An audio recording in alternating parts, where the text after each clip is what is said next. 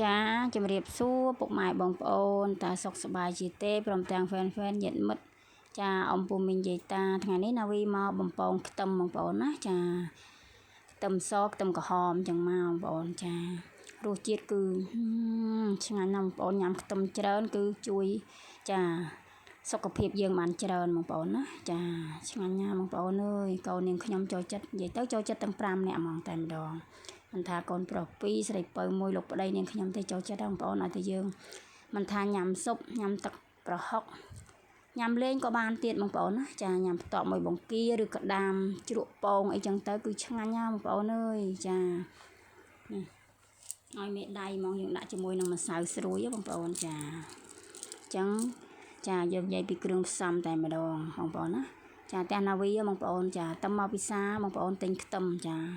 ខ្ទឹមសទិញម្ដង7គីឡូជិត10គីឡូឲ្យតែខ្ទឹមចាស់ល្អគឺណាវីទិញច្រើនព្រោះផ្ទះណាវីឧស្សាហ៍ធ្វើចា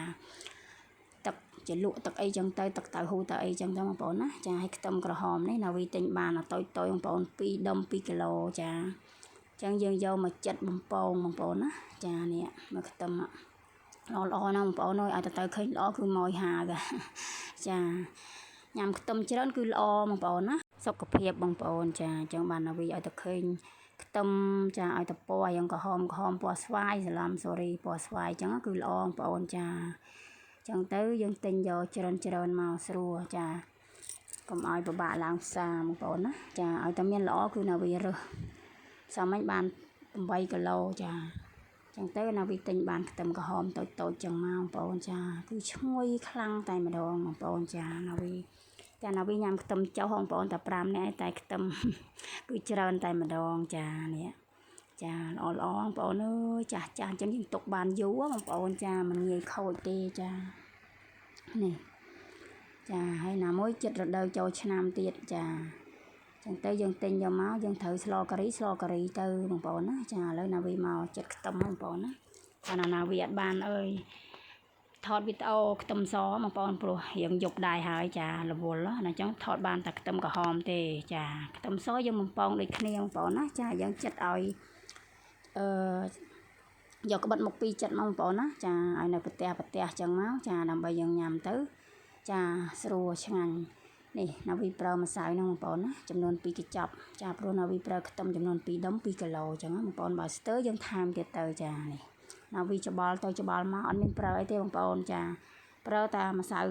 ស្រួយនៅមុខតែម្ដងឥឡូវយើងចាប់ផ្ដើមដាក់បំពងបងប្អូនណាចាឡើងឈ្ងុយ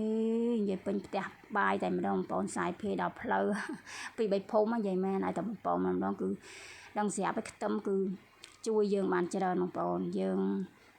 ដើរលេងអីយើងដាក់ខ្ទឹមតាមកាបូបតាមអីទៅដើម្បីចាកុំឲ្យមានហានិភ័យអីចឹងណាបងប្អូនចាយើងដាក់ទៅតាមខ្លួនទៅចាហើយយើងញ៉ាំកាន់តែច្រើនកាន់តែល្អចា